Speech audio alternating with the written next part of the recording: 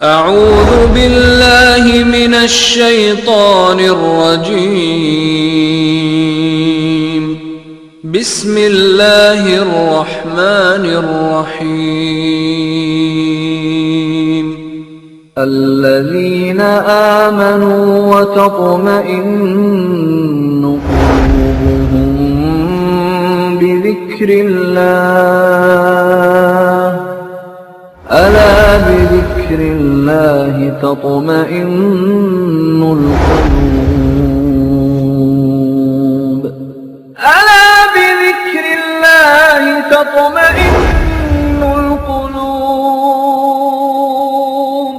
کسی کا نام مت لیجیے آپ، صرف کسی بھی جلسے میں آپ یہ کہیے جو مانگنا ہے اللہ سے مانگو، بیٹی اللہ دیتا ہے، بیٹا اللہ دیتا ہے، موت و زندگی اللہ، موت و زندگی کا خالق اللہ ہے، مصیبت میں بھی سوال کرو تو اللہ سے، خوشی میں بھی شکر ادا، صرف اللہ اللہ کہتے رہو، اللہ کی تعریف کرتے رہو.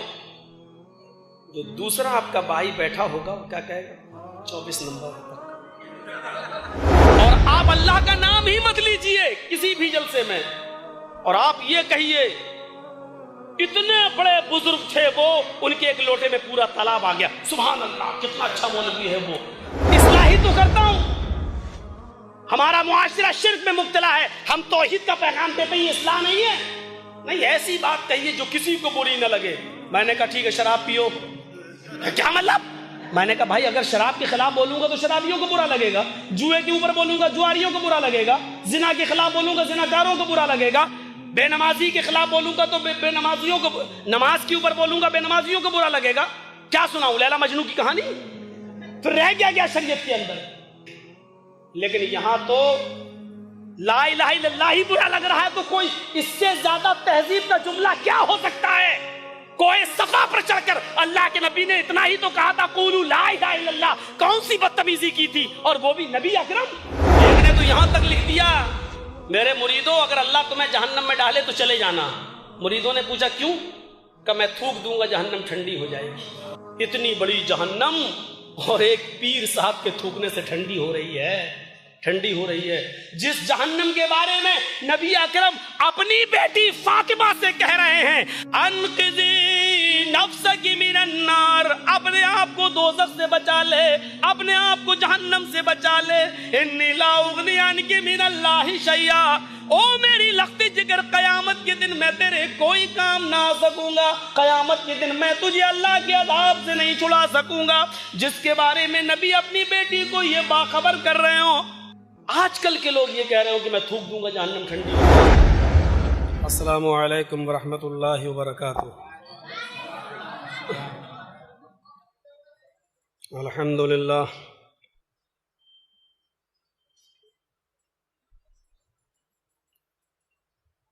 الحمد للہ نحمده ونستعینه ونستغفره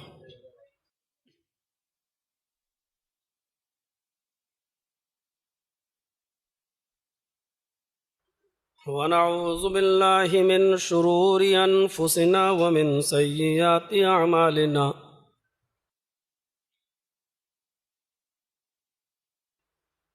من يهد الله فلا مضل له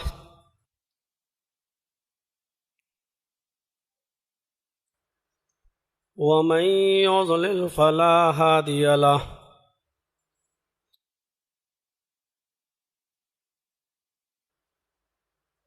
وأشهد أن لا إله إلا الله وحده لا شريك له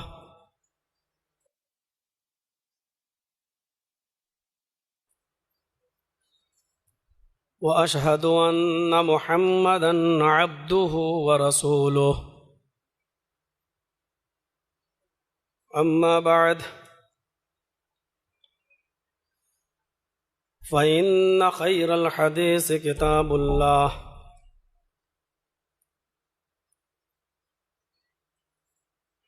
وخير الهدي هدي محمد صلى الله عليه وسلم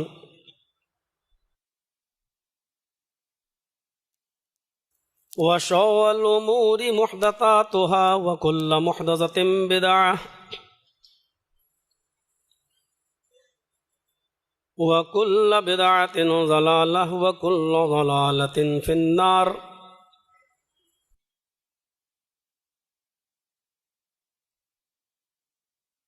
أعوذ بالله من الشيطان الرجيم.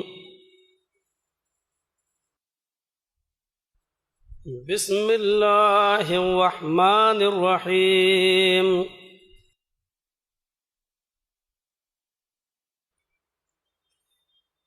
فمن زحزح عن النار وأدخل الجنة فقد فاز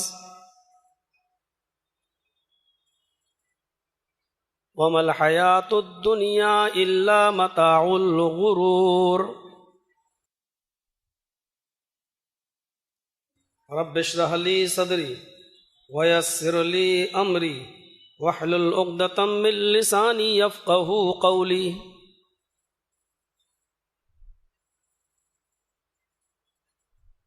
حمد و ثنا، تعریف و توصیف، کبریائی اور بڑائی لائق اور سزاوار ہے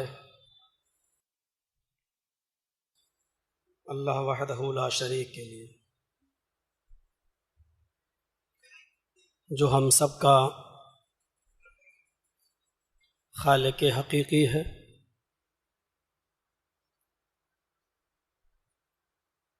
رازق ہے، رب العرش العظیم ہے، احکم الحاکمین ہے، رب العالمین ہے، اور علی کل شیء قدیر ہے۔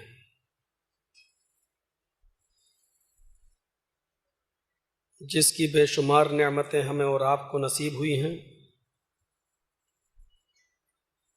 انہی نعمتوں میں ایک نعمت یہ ہے کہ اس نے ہمیں اور آپ کو انسان بنایا، مسلمان بنایا، محمد رسول اللہ صلی اللہ علیہ وسلم کا امتی ہونے کا شرف بخشا، قرآن کریم جیسی ایک انٹرنیشنل گائیڈ بک، دستور الحیات، ایک بین الاقوامی کتاب اس نے ہمیں اور آپ کو عطا فرمائی۔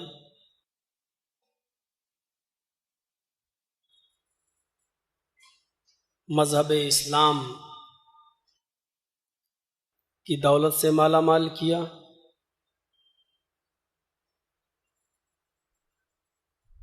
اور مقدس مہینہ جس نے ہمیں اور آپ کو رمضان المبارک کا عطا فرمایا، اللہ تعالی ہم سب کو اس مہینے کی قدر کرنے کی توفیق عطا فرمائے۔ یقیناً یہ وہ نعمتیں ہیں اور ان گنت جس کو شمار نہیں کیا جا سکتا ہے۔ ان تعدوا نعمت اللہ لا تحصوها، میرے بندو اگر تم میری نعمتوں کو گننا چاہو، شمار کرنا چاہو تو یہ تمہارے بس میں نہیں، تم ایسا نہیں کر سکتے۔ اس نے ہمیں اور آپ کو ایسی نعمتیں عطا فرمائی۔ اللہ تعالیٰ سے یہ بھی دعا کیجیے کہ اللہ تعالیٰ ہمیں ان نعمتوں کے بدلے میں اس کا شکر ادا کرنے کی توفیق عطا فرمائے۔ حیدرآباد کی سرزمین ہمارے لیے کوئی نئی نہیں ہے، پہلے بھی آتا تھا، 10-12 سال پہلے بھی آیا، 3-4 سال قبل بھی آیا۔ انسان کی اپنی مصروفیتیں ہوتی ہیں جس کی وجہ سے پھر کچھ کٹ گیا، نہیں آ سکا، پھر ذمہ داریوں کا بوجھ کاندھوں پہ ڈالا گیا تو پھر آنا ہوا،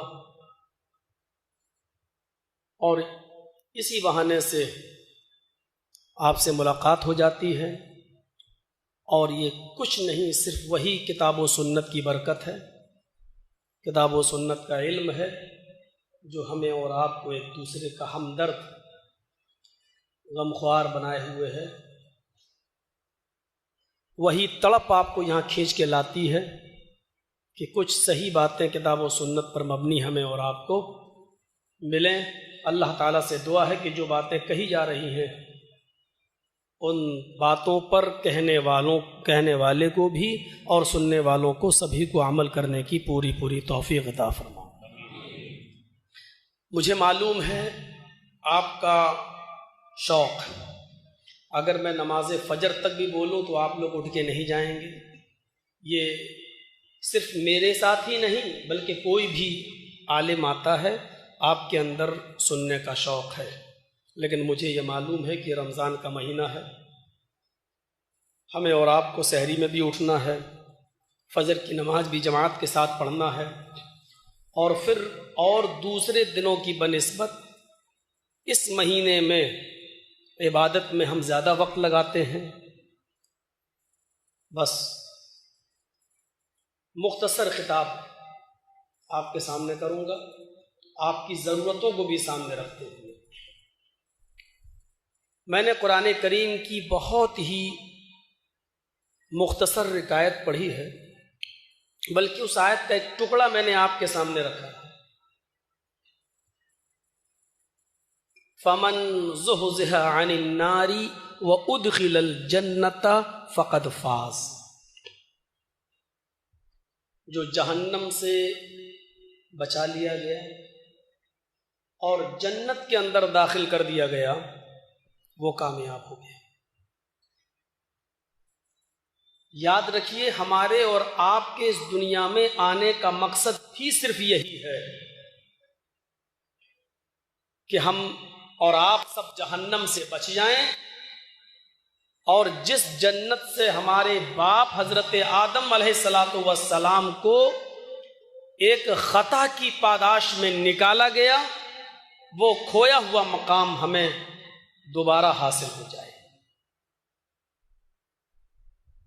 بس یہی مقصد ہے اس دنیا میں آنے کا. شیطان نے ادھر بھی بہکایا اور بالآخر وہ آدم کو جنت سے نکلوانے میں کامیاب ہوا. اللہ تعالیٰ نے ایک لاسٹ چانس دیا تھا، اے آدم تمہیں اور تمہاری اولاد کو ایک چانس دے رہا ہوں میں پراشچت کرنے کا، کفارہ ادا کرنے کا. شیطان کو جیسے یہاں تمہارا پیچھا کیا، دنیا میں بھی ہم تمہارے پیچھے لگائیں گے، لیکن ہمارے پیغمبر ہمارے نبی بھی آتے رہیں گے تمہیں صحیح راستہ بتانے کے لیے. اگر تم نے اور تمہاری اولاد نے اب دوبارہ شیطان کے بہکاوے میں نہیں آئے اور اس کو اپنا کھلا ہوا دشمن سمجھا اور اس کی ہر قدم پر مخالفت کرتے رہے اور ہمارے بھیجے ہوئے نبیوں اور رسولوں کے بتائے ہوئے طریقے پر چلتے رہے، تو ہم وعدہ کرتے ہیں تم سے اور تمہاری اولاد سے وہ کھویا ہوا مقام ہم تمہیں دوبارہ واپس کر دیں گے جس مقام سے ہم تمہیں نکال رہے ہیں. لیکن یاد رکھنا، اگر دنیا میں بھی تم نے شیطان کے بتائے ہوئے راستے کو اختیار کر لیا اور اس کی تابعداری کی تو تمہیں دنیا میں بھی ہمیشہ نہیں رہنا ہے اور کھویا ہوا مقام بھی نہیں ملے گا، بلکہ ایک اور مقام ہے جو ہم نے تیار کیا ہے جس کو جہنم کہا جاتا ہے، وہ ٹھکانا. ہم اور آپ اس کھوئے ہوئے مقام کو حاصل کرنے کے لیے آئے. آدم علیہ السلام سے لے کر محمد رسول اللہ صلی اللہ علیہ وسلم تک جتنے بھی نبی آئے انہوں نے یہی دعوت دی اور ایسے اعمال بتائے جو انسان کو جنت کے اندر داخل کرے. ربط دیکھیے، فَمَنْ زُحْزِحَ عَنِ النَّارِ وَأُدْخِلَ الْجَنَّةَ فَقَدْ فَازَ. جو جہنم سے نکال لیا گیا، جو جہنم سے بچا لیا جائے، وَأُدْخِلَ الْجَنَّةَ اور جنت کے اندر داخل کر دیا جائے، فَقَدْ فَازَ وہ کامیاب ہو گیا. وَمَا الْحَيَاةُ الدُّنْيَا إِلَّا مَتَاعُ الْغُرُورِ اور دنیا کی زندگی تو محض دھوکے کی زندگی ہے. کوئی ربط دکھائی دے رہا ہے آپ کو؟ ایک طرف تو اللہ یہ کہہ رہا ہے جو جہنم سے بچا لیا جائے اور جنت میں داخل کر دیا جائے وہ کامیاب، اور فوراً اس کے بعد یہ کہا کہ دنیا کی زندگی تو محض دھوکے کی. دونوں میں کیا ربط ہے؟ غور کرو تو کوئی ربط سمجھ میں نہیں آ رہا. کہاں جہنم سے آزادی اور جنت میں داخلہ، اور پھر یہ کہہ دینا کہ دنیا کی زندگی تو محض دھوکے کی زندگی ہے. لیکن بار بار غور کرو تو آپ اس نتیجے پر پہنچیں گے کہ دنیاوی زندگی سے اس کا ربط ہے، کیونکہ انسان دنیاوی چکا چوند کو اور دنیاوی چیزوں کو دیکھ کر اور اس میں محو ہو کر وہ اپنی جنت کو برباد کر لیتا ہے، اور دنیا کی رنگینیوں کو دیکھ کر وہ اس میں ایسا منہمک ہو جاتا ہے کہ وہ جنت کو کھو دیتا ہے. اس لیے کہا دنیا کی زندگی تو محض دھوکے کی زندگی ہے. سمندر کے قریب جائیے آپ اور دور سے دیکھیے 1-2 کلومیٹر دور سے، تو سمندر کے ارد گرد بھی آپ کو ریت دکھائی دے گی، بالو، لیکن دور سے وہ بالو بھی آپ کو پانی نظر آئے گا. دور سے دیکھیں گے تو آپ کو ایسا لگے گا وہ پانی ہے. جب آپ قریب جائیں گے تو آپ کہیں گے نہیں نہیں، تو پانی نہیں، تو ریت ہے، یہ تو بالو ہے. دور سے جو چیز پانی نظر آ رہی ہے، پانی نظر آ رہا ہے، قریب جا کر دیکھتے ہیں تو وہ پانی نہیں، ریت نکلتی ہے. ایسی دنیا دور سے دیکھو تو بہت خوبصورت نظر آتی ہے، دور سے دیکھو تو بہت اچھی نظر آتی ہے، لیکن قریب جا کر دیکھو تو اس دنیا کی حقیقت آپ کو بڑی عجیب سی لگے گی، عجیب سی. چلیے جوانی پوری گزار لی، بڑھاپے میں قدم رکھ دیا، چلیے 80 سال جی لیے، 90 سال جی لیے، چلیے آپ کو 100 سال کی عمر مل گئی، لیکن پھر آخر نتیجہ کیا ہے؟ نتیجہ کیا ہے؟ جانا ہے. مولوی جرجیس انڈیا چھوڑتا ہے، ایک مثال دے رہا ہوں، پاکستان کی دھرتی پر جاتا ہے. پاکستان کی سرزمین نے سوال کیا، جرجیس انڈیا چھوڑ کر کیوں آئے ہو؟ میں نے کہا کہ وہاں میں نے اپنی آنکھوں سے موت کو آتے ہوئے دیکھا ہے. یہ مسلمانوں کی سرزمین ہے، شاید یہاں زندگی میرے ساتھ وفاداری کرے. پاکستان کی سرزمین نے جواب دیا، نہیں نہیں، تم غلط جگہ پر آ گئے ہو اپنی جان بچانے کے لیے. میں نے کہا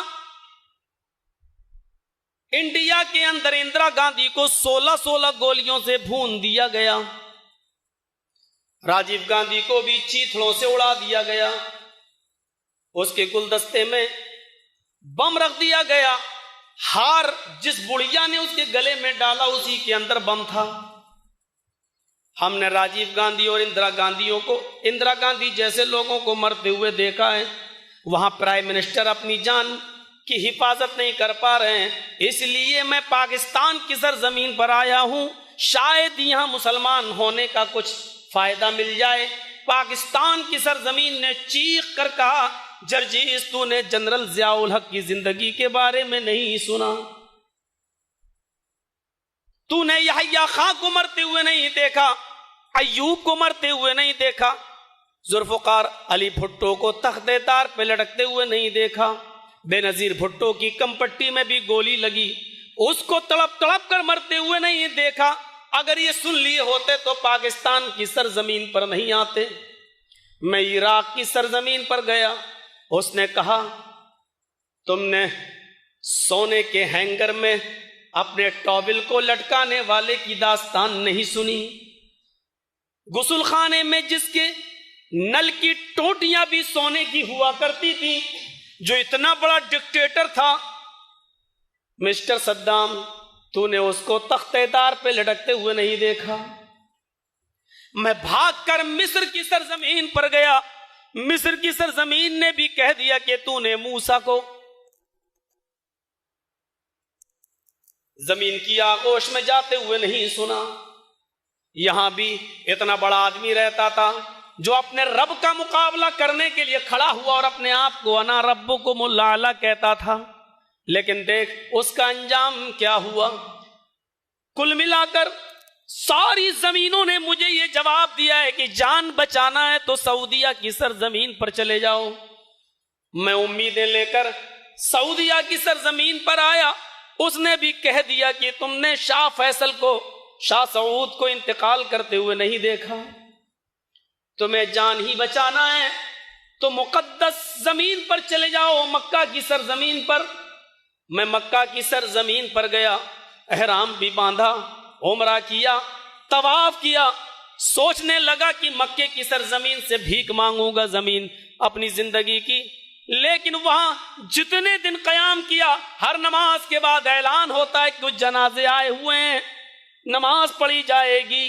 کوئی نماز ایسی نہیں دیکھی جس نماز کے بعد جنازے نہ پڑھے جا رہے ہوں۔ مکے کی سرزمین نے جواب دیا، ہم اپنوں کے ساتھ جب رحم کا سلوک نہیں کرتے تو تمہارے ساتھ کیا کریں گے؟ بھاگ کر مقدس سرزمین پر مدینے گیا، مدینے کی سرزمین نے بھی جواب دے دیا، اگر ہمیں وفاداری کرنا ہوتی تو سب سے زیادہ وفاداری کا حقدار تو جناب محمد رسول اللہ تھے، ہم نے اپنی آغوش میں جناب محمد رسول اللہ کو بھی لے لیا۔ تم ہو کہاں کی چیز، تم ہو کس کھیت کی مولی؟ ہم نے کسی کے ساتھ وفاداری نہیں کی۔ میں مجبور ہو کر قرآن ہاتھ میں لے کر بیٹھ گیا اور اسی مسجد نبوی میں اپنی موت سے بچنے کا اور زندگی کو تلاش کرنے کا راستہ ڈھونڈنے لگا، لیکن قرآن نے بھی چیخ کر اعلان کر دیا، اینما تکونوا یدرککم الموت ولو کنتم فی بروج مشیدہ۔ تم بڑے بڑے قلعوں میں چلے جاؤ، اونچے اونچے ستونوں میں چلے جاؤ، پہاڑوں کی بلندیوں پہ چڑھ جاؤ یا سمندر کی آغوش میں چلے جاؤ، موت تمہیں ادھر بھی جکڑ لے گی، اپنے آہنی پنجے تمہیں موت، اپنے آہنی پنجے ادھر بھی چبو دے گی، تمہیں کہیں موت سے رستگاری نہیں ہے، بچنے کا کوئی ٹھکانہ نہیں ہے، بس اپنی زندگی کو کامیاب بنانے کی فکر کرو۔ یہ ہے حقیقت۔ وَمَا الْحَيَاةُ الدُّنْيَا إِلَّا مَتَاعُ الْغُرُورِ، دنیا کی زندگی تو محض دھوکے کی زندگی ہے۔ اس زندگی میں ہم اور آپ تبھی کامیابی حاصل کر سکتے ہیں جب وہ اعمال کر لیں جو ہمیں جنت میں لے جائیں، اور جنت میں لے جانے والے اعمال اللہ کے رسول نے اس کی پوری ایک لسٹ بتا دی ہے۔ یہ کرو گے جنت، یہ کرو گے جنت، یہ کرو گے جنت، اور افسوس یہ ہے کہ فری میں مل رہی ہے، کوئی پیسہ خرچ نہیں ہو رہا ہے، لیکن ہم نہیں جانا چاہتے، اور جہنم کا ٹکٹ ہم نوٹ خرچ کر کے لے لیتے ہیں، اور جہنم میں پیسہ بھی خرچ کر رہے ہیں اور جہنم بھی لے رہے ہیں۔ آپ نظر ڈالیے، جنت کے راستوں پر نظر ڈالیے، بخاری شریف کتاب التوحید اٹھائیے، من قال لا الہ الا اللہ دخل الجنہ، کتنا آسان راستہ ہے، جس نے کہا لا الہ الا اللہ وہ جنت کے اندر داخل ہوگا۔ لا الہ الا اللہ صرف کہہ دو تو جنت نہیں، لا الہ الا اللہ اپنے اندر کچھ مطالبات رکھتا ہے، اس کے مطالبے کو پورا کرنا پڑے گا، ورنہ روزی دینے والا اور بارش برسانے والا صرف اللہ ہے، یہ تو کافرین مکہ بھی مانا کرتے تھے، عرب کے کافر بھی تصور کرتے تھے، لیکن وہ نہیں مانتے تھے تو صرف یہ، وہ غیروں کے پاس جو جاتے تھے وہ ان کی عبادت نہیں کرتے تھے۔ ہم تو سجدے کرتے ہیں غیروں کو، عرب کے کافر تو اپنے معبودان باطلہ کے پاس جا کر ان کو سجدے بھی نہیں کرتے تھے، ان کے سامنے جھکتے بھی نہیں تھے، وہ تو صرف اتنا کہتے تھے یہ ہمارے سفارشی ہیں، میری دعائیں اللہ تک لے جاتے ہیں، بس ہؤلاء شفعاؤنا عند اللہ، یہ تو اللہ کے پاس ہماری سفارش لے کے جاتے ہیں۔ ہم تو یہ کہتے ہیں آیا ہوں تیرے در پہ تو جھولا جھولی بھر کے جاؤں گا، وہ تو یہ بھی نہیں کہتے تھے، وہ تو صرف یہ کہتے تھے کہ بیٹا نہیں ہو رہا ہے، اللہ سے آپ دعا کریے، اللہ کے پاس میری سفارش لے جائیے اور اللہ سے بیٹا دلوائیے۔ وہ ڈائریکٹ نہیں مانگتے تھے، بلکہ یہ کہتے تھے اللہ سے بیٹا دلوائیے کیونکہ آپ اللہ کے قریبی ہیں۔ وہ تو سجدہ بھی نہیں کرتے تھے، صرف اتنا کہ اللہ سے دعا کرائیے، اللہ سے سفارش کر دیجئے کہ میرے گھر میں بیٹا بیٹی ہو جائے۔ اتنے سے جرم کی وجہ سے نبی اکرم نے ان کو اسلام کے اندر انٹری نہیں دی ہے، ان کو مسلمان نہیں مانا ہے۔ ہم تو سجدے بھی کر رہے ہیں، گڑ گڑا بھی رہے ہیں، اور ہم تو یہ بھی کہہ رہے ہیں کہ خدا کے پڑھنے میں وحدت کے سوا رکھا ہی کیا ہے، لے لیں گے محمد سے جو کچھ لینا۔ ہم اپنے غریبانوں میں جھانکیں، لا الہ الا اللہ اپنے اندر مطالبے رکھتا ہے۔ من قال لا الہ الا اللہ دخل الجنہ، جس نے لا الہ الا اللہ کا وہ جنت کے اندر داخل ہوگا۔ پہلا راستہ۔ دوسرا، من مات لا یشرک باللہ شیئا دخل الجنہ، یہ بھی بخاری کی روایت۔ جس کی موت اس حال میں ہوئی کہ وہ اللہ کے ساتھ کسی کو شریک نہیں کرتا تھا، وہ بھی جنت میں۔ دوسرا راستہ، جس کی موت اس حال میں ہوئی کہ وہ اللہ کے ساتھ کسی کو شریک نہیں کرتا تھا تو یہ بھی جنتی۔ ہاں، کچھ گناہگار تھا، جوا کھیلتا تھا، شراب پیتا تھا، زنا بھی ہو گیا، تو کیا شرک نہیں کرنے کی وجہ سے جنت میں چلا جائے گا؟ محدثین نے یہی لکھا ہے کہ اگر توحید پر مرا ہے، شرک نہیں کرتا تھا تو وہ جنت کے اندر جائے گا۔ یہ الگ بات ہے کہ اپنے ان گناہوں کی سزا پہلے وہ جہنم میں بھگتے گا، لیکن بالآخر نکالا جائے گا، کیونکہ وہ اللہ کے ساتھ کسی کو شریک نہیں کرتا تھا، اور اس کو توحید کی برکت سے جنت ملے گی، اپنے گناہوں کی سزا پانے کے بعد لیکن ملے گی۔ یہ ہے توحید کا فائدہ، اور شرک کا نقصان یہ ہے کہ وہ آدمی کبھی جنت میں جائے گا ہی نہیں۔ توحید کا، شرک کا سب سے بڑا نقصان بتاؤں آپ کو؟ آپ کسی بھی جلسے میں صرف آپ کسی کا نام مت لیجیے۔ میں پہلے بہت نام لیتا تھا، اب چھوڑ دیا۔ کسی کا نام مت لیجیے، آپ صرف کسی بھی جلسے میں آپ یہ کہیے جو مانگنا ہے اللہ سے مانگو، بیٹی اللہ دیتا ہے، بیٹا اللہ دیتا ہے، موت و زندگی اللہ، موت و زندگی کا خالق اللہ ہے، مصیبت میں بھی سوال کرو تو اللہ سے، خوشی میں بھی شکر ادا، صرف اللہ اللہ کہتے رہو، اللہ کی تعریف کرتے رہو۔ جو دوسرا آپ کا بھائی بیٹھا ہوگا وہ کیا کہے گا؟ 24 نمبر ہے پکا۔ دیکھیے، آپ کسی کا نام نہیں لے رہے ہیں، صرف یہ کہہ رہے ہیں کہ اللہ ہر چیز پر قادر ہے، بیٹا وہ دیتا ہے، بیٹی وہ دیتا ہے، وہ چاہے نہ دے تو دنیا کی کوئی طاقت۔ آپ کسی کا نام مت لیجئے، صرف اتنا کہیے اللہم لا مانع لما اعطیت ولا معطی لما منعت، وہ جس کو دینا چاہے کائنات کی کوئی طاقت اس سے چھین نہیں سکتی، اور جس سے چھین لے کائنات کی کوئی طاقت اس کو دے نہیں سکتی، صرف اتنا کہیے۔ دوسرا آدمی کیا کہے گا؟ بہت بڑا پاگل مولوی ہے، 24 نمبری ہے، وہابی ہے، صرف اللہ ہی اللہ کہہ رہا ہے۔ یہ شرک کا سب سے بڑا نقصان یہ ہے کہ وہ اللہ کے مقام و مرتبے کو گھٹا دیتا ہے۔ دیکھ رہے ہیں؟ اور آپ اللہ کا نام ہی مت لیجئے کسی بھی جلسے میں، اور آپ یہ کہیے اتنے بڑے بزرگ تھے وہ، ان کے ایک لوٹے میں پورا تالاب آ گیا، سبحان اللہ کتنا اچھا مولوی ہے وہ۔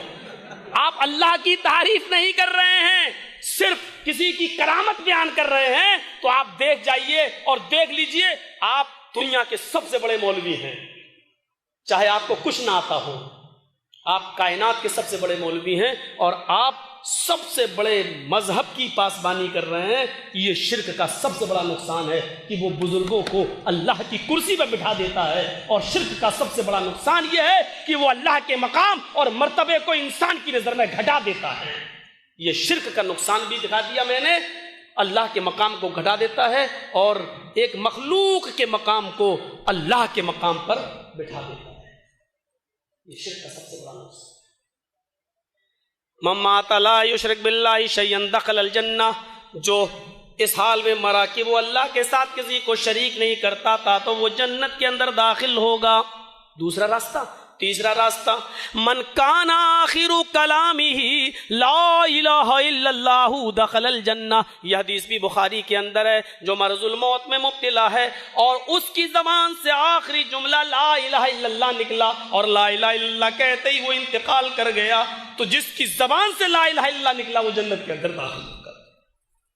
اسی لیے فرمایا جب تم کسی مریض کے پاس جاؤ اور وہ بالکل موت کے قریب ہو تو وہاں اس کے پاس بیٹھ کر جتنے بھی لوگ اس کو دیکھنے گئے بیٹھ کر زور سے اس کے سامنے پڑھیں لا الہ الا اللہ لا الہ الا اللہ لا الہ الا اللہ. شاید تمہاری زبان سے نکلنے والے جملوں کو سن کر وہ بھی پڑھنے لگے لا الہ الا اللہ. بہت سے جاہل لوگ کیا کرتے ہیں اس کے پاس بیٹھ کر اس سے کہتے ہیں پڑھ ایک پڑھ. گھر والوں سے کہتے ہیں آخری وقت ہے کلمہ پڑھوا لے. یہ سب سے بڑی جہالت ہے.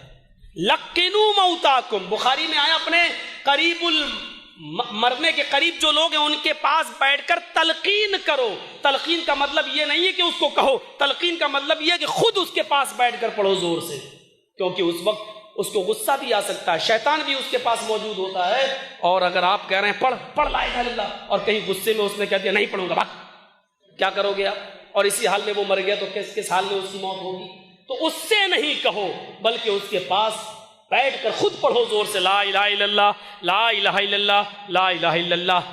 امام بخاری رحمۃ اللہ علیہ کی اس حدیث پر فتح الباری کے اندر حافظ احمد ابن حجر عسقلانی نے یہی لکھا ہے اس کی شرح میں کہ اس کے پاس بیٹھ کر زور سے پڑھنا چاہیے، اس کو نہیں پڑھوانا چاہیے بلکہ خود زور سے پڑھنا چاہیے لا الہ الا اللہ لا الہ الا اللہ.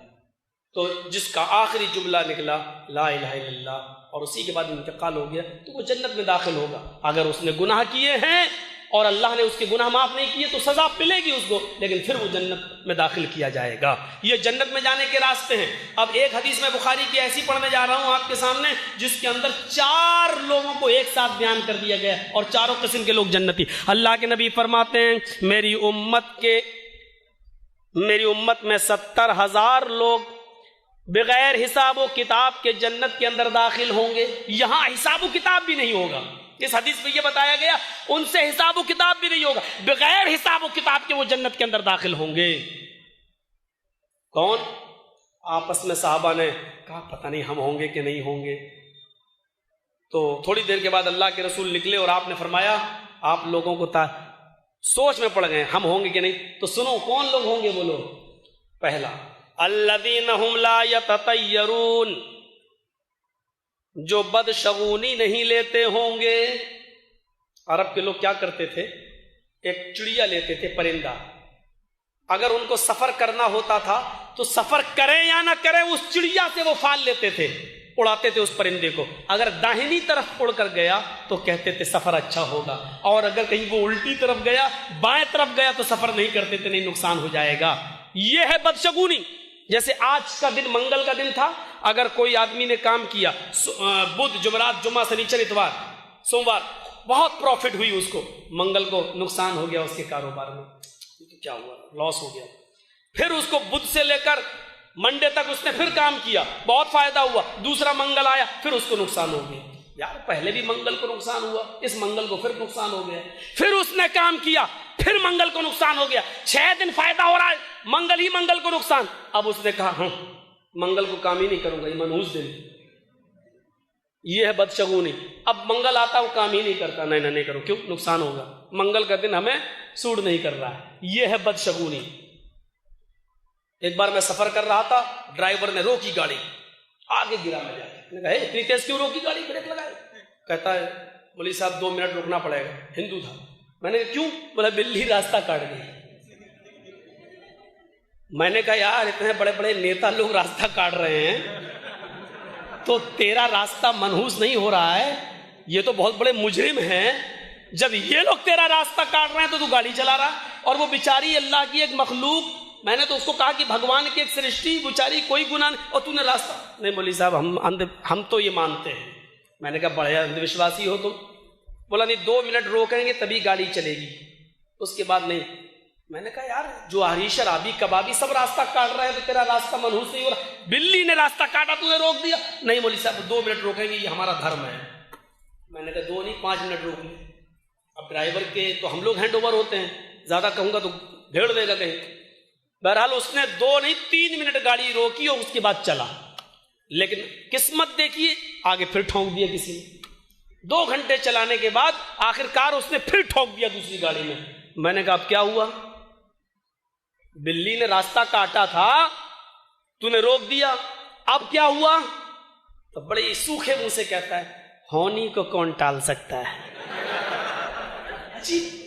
ہونی کو کون ٹال سکتا ہے؟ میں نے کہا اگر میرے کہنے پر تو گاڑی چلا دیا ہوتا اور میں نے اگر چل چل چلا کچھ نہیں ہوگا، اور اب اگر ایکسیڈنٹ ہوتا تو یہ کہتا کہ دیکھو مولانا صاحب تمہاری وجہ سے ایکسیڈنٹ ہوا ہے، اگر ہم گاڑی 2 منٹ روک دیتے، کہنے لگا نہیں مولوی صاحب ہونی کو کوئی نہیں ٹال سکتا، یہ لکھا تھا میری قسمت میں۔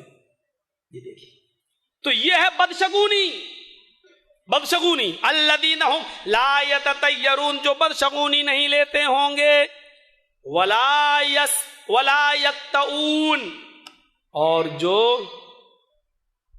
دغواتے نہیں ہوں گے۔ داغنا، کبھی کبھی دیکھتے نا جانوروں کو داغا جاتا ہے، لوہا گرم کر کے ان کی ناک وغیرہ اور چہرہ وغیرہ داغا جاتا ہے تاکہ پہچان ہو جائے، میرا جانور کہیں کھوئے گا تو میں پہچان لوں گا، یہ کوئی اس کا چہرہ داغتا ہے، کوئی اس کا وہ۔ صالح العثیمین تو لکھتے ہیں اس میں گودنا بھی شامل ہے، اپنے جسم کو جو گدواتا ہے۔ کبھی کبھی لڑکوں کو دیکھا ہوگا پیار میں اندھے ہیں لکھ رہے ہیں، محبوبہ کا نام مریم، زینب، اور لڑکیاں بھی لکھ رہی ہیں اپنے عاشقوں کا نام اور گدوا رہی ہیں اس کو، وہ مٹتا نہیں ہے، کبھی پیٹھ پر، کبھی ہاتھ پر، کبھی پیر پر، وہ مٹتا نہیں ہے۔ شیخ صالح العثیمین نے تو یہاں تک لکھا ہے فتاویٰ کے اندر کہ اپنے جسم کو دغوانے والا اور گدوانے والا اگر ایسے کسی شخص کا انتقال ہو جائے تو اس کو مسلمانوں کے قبرستان میں دفن نہ کیا جائے اور ایسے لوگوں کی جنازے کی نماز نہ پڑھی جائے۔ دعا کیجیے اللہ تعالیٰ ایسے لوگوں کو ہدایت دے اور اسلام کے اندر پورا پورا داخل ہونے کی توفیق عطا فرمائے۔ تو ولا یقطعون، جو اپنے جسم کو دغواتے نہیں ہوں گے، ولا یسترقون، اور تیسرا آدمی جو بغیر حساب و کتاب کی جو لوگ جنت میں جائیں گے 70,000 لوگوں میں، ولا یسترقون، جو جھاڑ پھونک نہیں کراتے ہوں گے۔ ایک بات بتا دوں، جھاڑ پھونک قرآنی آیات سے اگر دم کیا جائے تو جائز ہے، سورہ فاتحہ وغیرہ پڑھ کے دم کیا جائے، معوذتین وغیرہ پڑھ کے دم کیا جائے تو جائز ہے، لیکن اگر کوئی شخص اللہ پر بھروسہ کر کے کسی بیماری پر جھاڑ پھونک بھی نہ کرائے اور یہ کہے کہ اللہ نے بیمار کیا وہی شفا دے اور اللہ کے سپرد کر دے اس بیماری کو، تو یہ اور افضل کام ہے۔ اور یہاں اسی چیز کو کہا گیا ہے ولا یسترقون، جو بیماری کو اللہ کے بھروسے پر سپرد کر دیتے ہیں اور جھاڑ پھونک نہیں کراتے ہیں، یہ لوگ بھی بغیر حساب و کتاب کے جنت میں جانے والے لوگوں میں سے ہوں گے۔ ولا وعلی ربہم یتوکلون، اور جو اپنے رب پر بھروسہ کرتے ہوں، جن کا ایمان، جن کا توکل، جن کا بھروسہ صرف اللہ کی ذات پر ہوگا۔ یہ 4 قسم کے لوگوں کے بارے میں بتایا، یہ بغیر حساب و کتاب کے جنت میں جانے والے لوگوں میں سے ہوں گے۔ 70,000 لوگ جو جائیں گے ان میں یہ لوگ بھی شامل ہیں۔ ایک صحابی اٹھے، نام ہے ان کا عکاشہ، کہنے لگے اللہ کے نبی میرے لیے دعا کیجیے اللہ تعالیٰ سے کہ اللہ تعالیٰ مجھے ان 70,000 لوگوں میں سے کر دے، بغیر حساب و کتاب کے جو لوگ جنت میں جائیں گے ان میں مجھے بھی شامل فرما دے۔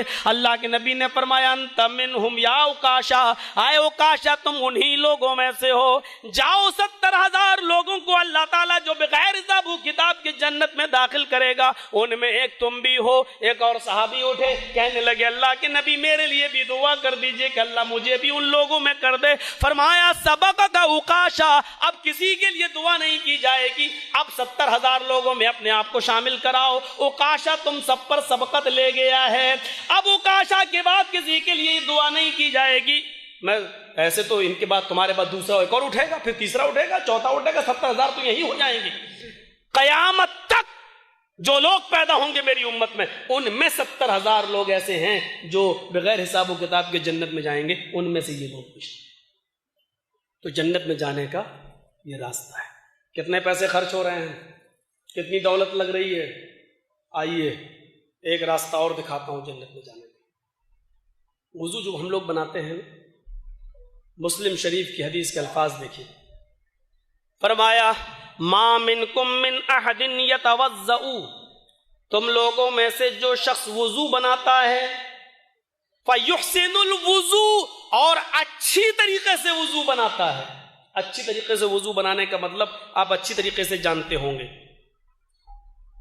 ہاتھ کو دھل رہا ہے تو دائیں ہاتھ کی انگلیاں بائیں ہاتھ میں ڈال رہا ہے، بائیں ہاتھ کی، تاکہ کوئی جگہ خشک نہ رہ جائے، کلا کر رہا ہے، ناک میں پانی ڈال رہا ہے، اور زاد المعاد پڑھیے علامہ ابن قیم کی، تو اس میں وضو کا طریقے میں اور ان کی طب نبوی پڑھیے تو بڑا آپ کو فائدہ ہوگا۔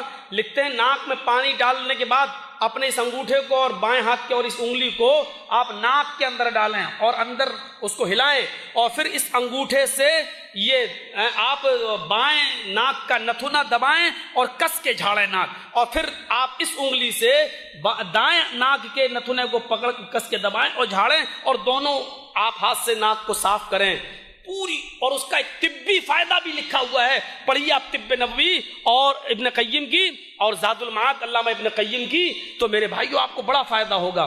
اور چہرہ دھلنا ہمارے ہاں میں نے خود دیکھا ہے، یو پی کے ہی علاقے کے اندر میں وضو بنا رہا ہوں، جماعت کھڑی ہے، ایک آیا دوسرے سے پوچھ رہا ہے ایک کتنی رکعت ہو گئی؟ اس نے کہا 2 ہو گئی۔ جلدی سے میں مارا، جلدی سے ایک دم کہ اللہ اکبر، یہ کون سا وضو ہے؟ اس نے سوچا 2 نکل گئی، ایک اور نکل جائے گی، کم سے کم چوتھی تو نہ نکلے، اتنی جلدی اس نے وضو بنایا ہے اور بھاگا۔ تو یہ اچھے وضو میں، اچھی طریقے سے وضو میں شامل نہیں ہے۔ آپ اچھی طریقے سے وضو بنائیں، جو رکعت مل رہی ہے پڑھ لیں، جو فوت ہو رہی چھوٹ رہی بعد میں اس کو پورا کر لیں، لیکن اس کے لیے آپ ناقص وضو نہ بنائیں۔ فرمایا جس نے اچھی طریقے سے وضو بنایا، فَيُحْسِنُ الْوُضُوء، اچھی طریقے سے بنایا، اور اس کے بعد اس نے یہ دعا پڑھ لی، مسلم شریف میں جو دعا آ رہی ہے وہ سنیے، جس نے یہ دعا پڑھ لی اشہد ان لا الہ الا اللہ واشہد ان محمدن عبدہ ورسولہ، بس مسلم شریف کے اندر اتنی ہی دعا ہے۔ اور ہم لوگ جو پڑھتے ہیں اللہم اجعلنی من التوابین واجعلنی من المتطہرین، یہ مسلم کے اور بخاری کے الفاظ نہیں ہیں، یہ ترمذی کے الفاظ ہیں، پڑھ سکتے ہیں، جائز ہے، علامہ البانی نے حسن قرار دیا، پڑھ سکتے ہیں، کوئی مذائقہ نہیں، لیکن مسلم شریف کی حدیث کے مطابق اگر کسی نے اتنی ہی دعا پڑھ لی تو کافی ہے۔ اشہد ان لا الہ الا اللہ واشہد ان محمدن عبدہ ورسولہ، اتنی ہی دعا۔ کیا فرمایا اللہ کے نبی نے؟ جس نے اچھی طریقے سے وضو بنایا اور وضو بنانے کے بعد جس نے یہ دعا پڑھ لی، الا فتحت لہ ابواب الجنت الثمانیہ، ایسے شخص کے لیے جنت کے 8 دروازے کھول دیے جاتے ہیں۔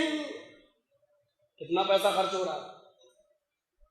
جنت کے 1 نہیں 8 دروازے ایسے شخص کے لیے کھول دیے جاتے ہیں۔ الا فتحت لہ ابواب الجنت الثمانیہ، ایسے شخص کے لیے جنت کے 8 دروازے کھول دیے جاتے ہیں۔ ایک راستہ یہ ہو گیا، یاد رکھیے گا کتنے راستے ہو گئے ہیں، میں کسی کو بھی کھڑا کر کے پوچھ سکتا ہوں، اور جس کی گردن جھکی ہوگی اسی سے پہلے پوچھوں گا۔ 4 کر کے بتائیے گا۔ شروع میں 3 بتائے، شروع میں جس نے لا الہ الا اللہ کہا وہ جنتی، جس کا نمبر 2 جس کا انتقال اس حال میں ہوا کہ وہ اللہ کے ساتھ کسی کو شریک نہیں کرتا تھا وہ جنتی، نمبر 3 جس کی زبان سے آخری جملہ لا الہ الا اللہ نکلا اور مر گیا وہ جنتی۔ یہ 3 الگ، پھر ایک حدیث میں 4 آئے ہیں، ان 4 کو الگ، جو بدشگونی نہیں لیتے ہوں گے، ایک، نمبر 2 جو دغواتے نہیں ہوں گے اپنے جسم کو، نمبر 3 جو جھاڑ پھونک نہیں کرتے ہوں گے، نمبر 4 جو صرف اپنے رب پر بھروسہ کرتے ہوں گے۔ تو 4 یہ 3 ادھر، کتنے ہو گئے؟ 7 راستے۔ 8واں راستہ یہ ہے کہ جس نے اچھی طریقے سے وضو بنایا اور وضو بنانے کے بعد جس نے یہ دعا پڑھ لی اشہد ان لا الہ الا اللہ واشہد ان محمدن عبدہ ورسولہ، اس کے لیے جنت کے 8 دروازے کھول دیے جاتے ہیں۔ 8 دروازے، 8 راستے، 9 نمبر پہ دیکھیے آپ، گھبرائیے نہیں، آگے چل کے میں خود بھول جاؤں گا۔ سنیے ایک اور راستہ، اللہ کے نبی فرماتے، حدیث بخاری کی، اذا قال المؤذن اللہ اکبر اللہ اکبر فقولوا اللہ اکبر اللہ اکبر، جب مؤذن کہے اللہ اکبر تو تم بھی کہو اللہ اکبر اللہ اکبر۔ ہم جن کو آسان سمجھتے ہیں نا، مؤذن اذان دے رہا، ہم چائے کی ہوٹلوں میں بیٹھے، چلو اذان ہو رہی ہے ابھی تو 15 منٹ ہے جماعت میں، لیکن جس نیکی کو ہم کم سمجھتے ہیں اس نیکی کا اجر کتنا بڑا ہے۔ اذا قال المؤذن اللہ اکبر، جب مؤذن کہے اللہ اکبر تو تم بھی کہو اللہ اکبر۔ وَإِذَا قَالَ الْمُؤَذِّنُ أَشْهَدُ أَن لَّا إِلَٰهَ إِلَّا اللَّهُ، جب مؤذن کہے أشهد أن لا إله إلا الله تو تم بھی کہو أشهد أن لا إله إلا الله۔ وَإِذَا قَالَ الْمُؤَذِّنُ أَشْهَدُ أَنَّ مُحَمَّدًا رَّسُولُ اللَّهُ، جب تمہارا مؤذن کہے اشہد ان محمد الرسول اللہ فقولوا اشہد ان محمد الرسول اللہ تو تم بھی کہو اشہد ان محمد الرسول اللہ۔ وَإِذَا قَالَ الْمُؤَذِّنُ حَيَّ عَلَى الصَّلَاةِ، جب مؤذن کہے حَيَّ عَلَى الصَّلَاةِ فَقُولُوا لَا حَوْلَ وَلَا قُوَّةَ إِلَّا بِاللَّهِ تو تم اس کے جواب میں کہو لا حول ولا قوة إلا باللہ۔ جب مؤذن کہے حَيَّ عَلَى الْفَلَاحِ تو تم اس کے جواب میں کہو لا حول ولا قوة الا باللہ۔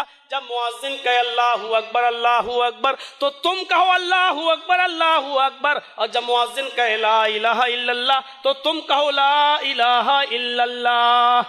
جس نے مؤذن کے اذان کے کلمات دہرائے اور اس کے بعد یہ دعا پڑھی، دیکھیے یہ نہیں کہا جب مؤذن کہے اللہ اکبر تو تم کہو اللہ اکبر، جب مؤذن کہے اشہد ان لا الہ الا اللہ تو تم بھی کہو اشہد ان لا الہ الا اللہ، اور جب مؤذن کہے اشہد ان محمد رسول اللہ تو تم دونوں انگوٹھے چومو۔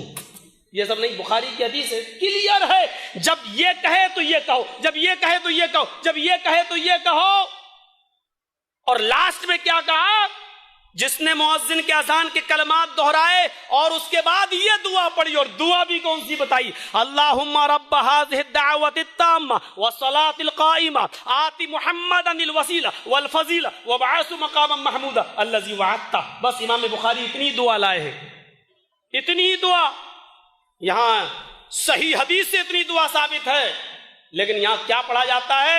آتی محمدا الوسیلہ والفضیلہ والدرجۃ الرفیعہ۔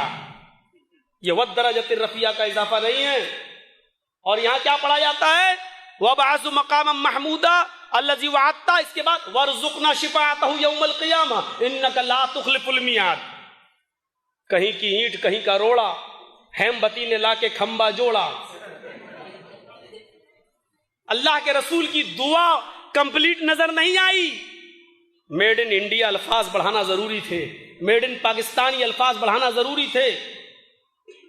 ابن قیم نے الموضوعات کے اندر ان جملوں کو موضوع قرار دیا ہے، ضعیف بھی نہیں، موضوع ورزقنا شفاعتہ یوم القیامہ انک لا تخلف المیعاد۔ علامہ البانی نے موضوع اور من گھڑت جملے قرار دیے ہیں۔ علامہ ابن قیم نے الموضوعات کے اندر اس کو موضوع یعنی من گھڑت جملے قرار دیے ہیں، یہ حدیث سے ثابت ہی نہیں ہے۔ تو جس نے یہ دعا پڑھ لی، پھر سے سن لو، اللہم رب هذه الدعوة التامة والصلاة القائمة آت محمدا الوسیلہ والفضیلہ وابعثه مقاما محمودا الذی وعدتہ۔ جس نے یہ دعا پڑھ لی، مؤذن کے کلمات دہرائے اور یہ دعا پڑھ لی، حلت له شفاعتی یوم القیامہ، ایسے شخص کے لیے قیامت کے دن میرا رب مجھے اجازت دے گا کہ سفارش کر، اور میں ایسے بندے کی سفارش کروں گا اگر وہ جہنم کے دروازے پر بھی کھڑا ہوگا تو میں اس کی سفارش کر کے اس کو جنت کے اندر داخل کرا دوں گا۔ کتنا وقت لگ رہا ہے؟ تیلگو فلم کے گانے تو آپ کو یاد ہو جاتے ہیں 10-10 منٹ کے بھی، آپ کو اتنی سی دعا یاد نہیں ہو پا رہی ہے؟ اتنی سی دعا کتنا وقت لگ رہا ہے؟ مؤذن نے کہا اللہ اکبر، آپ کو اللہ اکبر کہنے میں کتنا وقت لگ رہا ہے؟ آپ کو یہ کلمات دہرانے میں کتنا ٹائم لگ رہا ہے؟ یہ دعا پڑھنے میں کتنا؟ اور اس کی فضیلت دیکھیے، حلت لہ شفاعتی یوم القیامہ، میرے لیے حلال کر دی جائے گی اس کی سفارش قیامت کے دن۔ اور جس کے لیے نبی اکرم سفارش کر دیں، اس آدمی کو اللہ تعالیٰ جنت میں داخل نہیں کرے گا تو کہاں کرے گا؟ نبی اکرم سفارش کر رہے ہیں، کوئی اور نہیں۔ یہاں تو لوگ انہیں ٹھیکیدار بنا رکھا ہے، نماز پڑھو نہ پڑھو، روزہ رکھو نہ رکھو، ہم جس کے مرید ہیں وہ بھاگ دوڑ کے ہمیں اللہ کے عذاب سے بچا لے گا، لگا جیسے ٹھیکہ لے کے آیا تھا یہ بیچارہ اللہ کے پاس۔ ایک نے تو یہاں تک لکھ دیا، میرے مریدوں اگر اللہ تمہیں جہنم میں ڈالے تو چلے جانا۔ مریدوں نے پوچھا کیوں؟ کہ میں تھوک دوں گا جہنم ٹھنڈی ہو جائے گی۔ ایسے کیسے؟ ایسا لگ رہا تھا جیسے کچھ چٹکلوں کی کتاب پڑھ رہا ہوں، میں لطیفے پڑھ رہا ہوں۔ جیسے آج کل چٹکلوں کی کتابیں بکتی ہیں نا، کیا عجیب مسئلہ ہے. اللہ تعالیٰ تمہیں جہنم میں ڈالے تو چلے جانا. مریدوں نے کہا کیوں؟ کہا میں تھوک دوں گا جہنم ٹھنڈی ہو جائے گی. اتنی بڑی جہنم اور ایک پیر صاحب کے تھوکنے سے ٹھنڈی ہو رہی ہے. جس جہنم کے بارے میں نبی اکرم اپنی بیٹی فاطمہ سے کہہ رہے ہیں انقذی نفسکی من النار سلینی من مالی ما شئت انی لا اغنی عنکی من اللہ شیئا. او میری بیٹی دنیا میں تو مجھ سے جو چاہے مانگ لے، من مالی جو چاہے مانگ لے. اس کا یہ مطلب نہیں کہ میں ملکیت رکھتا ہوں ہر چیز پر. من مالی جتنے مال کا میں مالک ہوں، جو کچھ میرے پاس ہے میرے مال میں سے جو چاہے تو مجھ سے مانگ لے. انقذی نفسک من النار، اپنے آپ کو دوزخ سے بچا لے، اپنے آپ کو جہنم سے بچا لے. انی لا اغنی عنک من اللہ شیئا، او میری لختی جگر قیامت کے دن میں تیرے کوئی کام نہ آ سکوں گا. قیامت کے دن میں تجھے اللہ کے عذاب سے نہیں چھڑا سکوں گا. جس کے بارے میں نبی اپنی بیٹی کو یہ باخبر کر رہے ہوں. آج کل کے لوگ یہ کہہ رہے ہو کہ میں تھوک دوں گا جہنم ٹھنڈی ہو جائے گی. آگے بڑھیے میرے بھائیوں، نام لینا کوئی ضروری نہیں ہے. اگر کوئی آدمی ایسے ہی ذبح ہو رہا ہو، ایسے ہی اگر مر رہا ہو بغیر ہتھیار کے، تو اپنی گولی برباد کرنے کی ضرورت نہیں ہے. میرے بھائیو تصور کیجیے آپ کہ ہمارے عقیدے کیسے ہو گئے. تو حلت لہو شفاعتی یوم القیامہ، قیامت کے دن میری شفاعت اس کے لیے حلال ہو جائے گی. ایک ہی راستہ، ایک اور راستہ. 9 ہو گئے. 10واں راستہ دیکھیے. اللہ کے رسول کو معراج ہوئی، جنت جہنم دیکھ کر آئے. جب جنت دیکھ کر آئے تو آپ صحابہ میں بیٹھے تھے. آپ نے صحابہ کے درمیان حضرت بلال کو کھڑا کر دیا اور کہا بلال، بخاری کے الفاظ، ایسا کون سا نیک عمل ہے تمہارا؟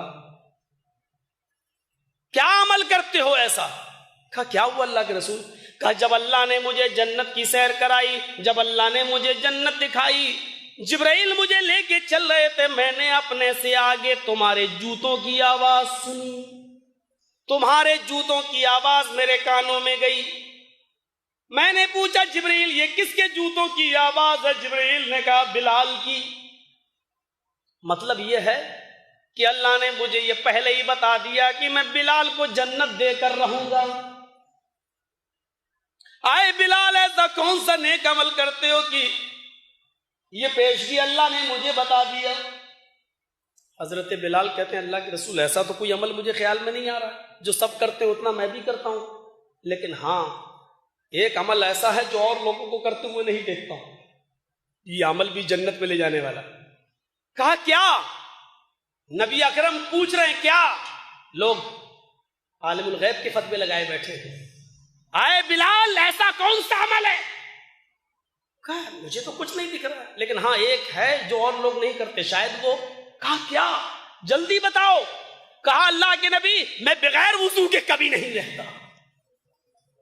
جب بھی میرا وضو ٹوٹتا ہے میں فوراً وضو بنا لیتا ہوں. کبھی پیشاب لیٹرین قضاء حاجت کے لیے گیا، فوراً وضو بنا لیا. ہوا خارج ہوئی، فوراً وضو بنا لیا. اور اے اللہ کے نبی، جب بھی میں وضو بناتا ہوں تو جتنی اللہ مجھے طاقت دیتا ہے میں نوافل اتنی ضرور پڑھ لیتا ہوں. کبھی 2، کبھی 4، 6، 8 جیسا وقت ہوتا ہے، میری سہولت جیسی ہوتی ہے میں اتنی نوافل کا اہتمام کرتا ہوں. فرمایا بس اے بلال، بس یہی وہ عمل ہے جو تجھے جنت میں لے کر گیا ہے، یہی وہ عمل ہے جس نے تمہیں اور دوسرے صحابہ سے ممتاز کر دیا ہے. یہ حدیث کتنے بخاری کے الفاظ ہیں. امام احمد اپنی مسند کے اندر یہ الفاظ تھوڑا زیادہ کر دیے ہیں. وہیں پر عرب کے وہیں پر کچھ لوگ بڑے بڑے رئیس و چودھری بیٹھے ہوئے تھے، ان میں سے کچھ لوگ اٹھتے ہیں اور ایک ایک کر کے حضرت بلال سے کہنے لگے اے بلال، تمہاری شکل و صورت دیکھ کر کوئی لڑکی تم سے نکاح کرنے کے لیے تیار نہیں ہوتی ہے.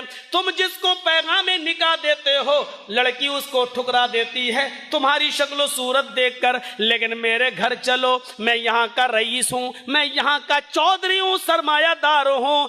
آئے بلال، میرے پاس چاند جیسی خوبصورت بیٹی ہے، بڑی حسین و جمیل لڑکی ہے، میری بیٹی بالغ بھی ہو چکی ہے۔ آئے بلال، ایک نظر میری بیٹی پہ نظر ڈال دو، اگر پسند آ جائے تو میں اپنی بیٹی کا نکاح تمہارے ساتھ کر دیتا ہوں۔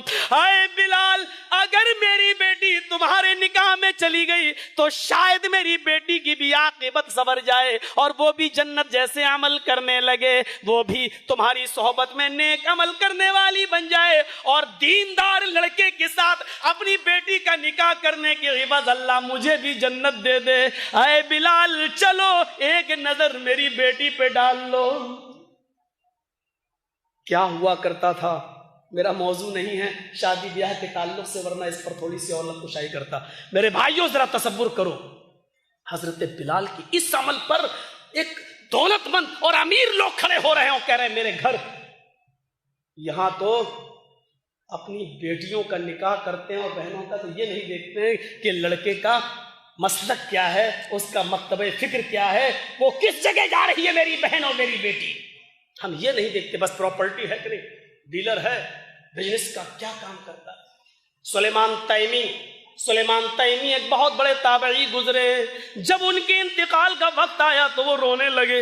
لوگوں نے کہا کیوں رو رہے ہو، آج اگر تمہاری باری ہے تو کل میری بھی باری ہے۔ یہ تو ایسی زندگی کا سفر تو وہ سفر ہے کہ جس کا آخری اسٹیشن تو موت ہی ہے، تم موت سے ڈر رہے ہو؟